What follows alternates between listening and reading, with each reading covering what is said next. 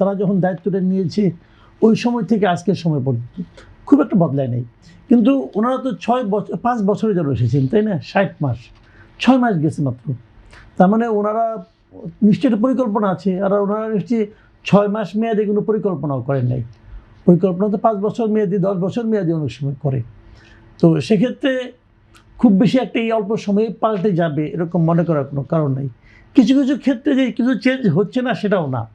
যেমন ধরেন, আমি তো নিজে গণমাধ্যমের লোক, আমি গণমাধ্যমের পরিবর্তনটা তো খুব আমার চোখে পড়ে। গণমাধ্যমের উপর নিয়ন্ত্রণ আমি এখন দেখি না। গণমাধ্যমে যতটুকু দালালি টালালি দেখি, এটা হলো গণমাধ্যম যারা চালায় তাদের চারিত্রিক বৈশিষ্ট্যের কারণে। এখানে সরকারের কোনো চাপ আছে বলে আমি এখন পর্যন্ত টের পাইনি। এটা তো আমাদের মতো গণমাধ্যম কর্মীর জন্য খুবই পজিটিভ একটা দিক। এটা ভালো, এটা চলছে। কিন্তু রাজনীতিতে কিন্তু পরিবর্তন হয় নাই এই ধরনের যে ওই পরস্পরকে দোষারোপ করা রাজনীতি, ওটা কিন্তু আছে। বিরোধী দল, আগেকার বিরোধী দল যেরকম পরস্পরকে দোষারোপ করতো, এখনও তাই করে। সরকারি দল ভালো কিছু করলেও খারাপ, খারাপ কিছু করলেও খারাপ।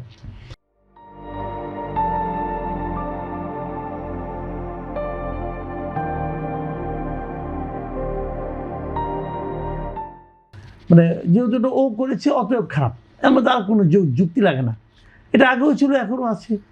তারপরে আপনার ব্লেম গেমটা তো আছেই, সরকারের দিক থেকেও আছে। সরকারকেও দেখিয়ে দেয়নি যে তারা বেশ মানে ওই 71-এর সময় জামাতের ভূমিকা নিয়ে বেশ আলোচনা করেন মোটে আলোচনা পর্যন্ত, আর কিছু করেন না। কাজে এটা একটু ব্যাপার আছে। তারপরে আপনার ধরেন যে মব কালচার নিয়ে আমরা খুব আতঙ্কিত ছিলাম। মব কালচার এই সরকার প্রথমেই দায়িত্ব নিয়ে আমাদের স্বরাষ্ট্রমন্ত্রী বললেন যে মব কালচার উনি চলতে দেবেন না, মব কালচারের অবসান হয়েছে। কিন্তু আমরা তো মব দেখছি, পুলিশের সামনে একজনকে যে পিটাচ্ছে একজন লোক, পুলিশ যাকে পিটাচ্ছে তাকে ধরে নিয়ে যাচ্ছে, যে পিটাচ্ছে তারা কিছু বলতেছে না। এটা তো আমরা দেখছি, এই সময়ও দেখছি। কাজে এগুলো তো আমরা চাইনি। আমরা একটা ডেমোক্রেটিক গভর্নমেন্ট, তার কাছ থেকে তো আমাদের মানে আইনের শাসনটি আমরা আশা করেছিলাম। যখন একজন লোক মব করে একজনকে প্রহার করছে, তা আইন কি বলে? আইন কি এটা বলে যে যাকে মারা হচ্ছে তাকে তুমি ধরে নিয়ে যাও? এটা তো বলে না, কিন্তু এটা তো হচ্ছে। এবং মানে আমরা কতগুলি বিষয় দেখেছি। আজকে দেখলাম, আজকে গভর্নমেন্টের পক্ষ থেকে, গভর্নমেন্ট প্রাইম মিনিস্টারের অফিস প্রেস উইং থেকে তারা একটা বুক প্রকাশ করেছে। বুকটা আমি কিছু তো দেখার চেষ্টা করেছি, প্রায় 49 পৃষ্ঠার একটা বুক। ভালো, এটাতে আমি একটা জায়গায় পছন্দ করেছি, এটা ছাপায় নাই, মানে প্রিন্ট আকারে করে নাই আর কি। হার্ড কপি করলে সমস্যা হতো কি, এটা নিয়ে একটা বাণিজ্য হইতো। দেখা যেত যে এক একটা বইয়ের খরচ পড়ছে 1000 টাকা, এবং কেউ হয়তো একজন এটা বানাইতো, কয়েক হাজার কপি বানাইতো, বানিয়ে মানে কিছু কপি এদিক সেদিক থাকতো, বাকিগুলি শেড ধরে বিক্রি হতো, তারপরে একটা বড় বিল হয়ে যেত। তাই ওগুলি ঝামেলা যায় নাই। এটা সরকারের একটা পলিসি। আমি দেখছি যে এই সরকারের মধ্যে অনেকগুলি জায়গায় মানে এক ধরনের কৃচ্ছ সাধন করার একটা প্রবণতা আমি লক্ষ্য করেছি। সেই তারই অংশ মনে হয় বুক প্রকাশ করা। এই কৃচ্ছটা কি আমাদের অর্থনীতির জন্য ভালো নাকি কেমন আপনার মতামত কি? এই যে কৃচ্ছতা সাধনের যে প্রচেষ্টা, সবসময় ভালো। জানেন, আপনি কৃচ্ছ সাধন করে যদি 10 টাকাও বাঁচান, 10 টাকা তো বাঁচলো না, কাজে এটাকে আপনি খারাপ বলবেন কেন? এটাকে আমি খারাপ বলছি না, কিন্তু আমি বুকটা একটু চোখ বোলালাম। বুকটা আমার কাছে মানে উদ্যোগটা ভালো, কিন্তু যে কাজটা হয়েছে এটা আমার কাছে খুব মানে একদম গোছানো কাজ বলে মনে হয় নাই। দেখেন, আমি একটা কথা বলি, সরকারের 6 মাসের কর্মকাণ্ড আপনি বিশ্লেষণ করবেন, তো যেহেতু আপনি বই আকারে প্রকাশ করতেছেন, বইটা মানে এটা থাকবে, অনেকে ডাউনলোড করে রাখবে, এটা পরবর্তী সময়ে থাকবে। তার মানে এই সময়ে আপনি কি কি করেছেন তার একটা চিত্র এখানে থাকবে।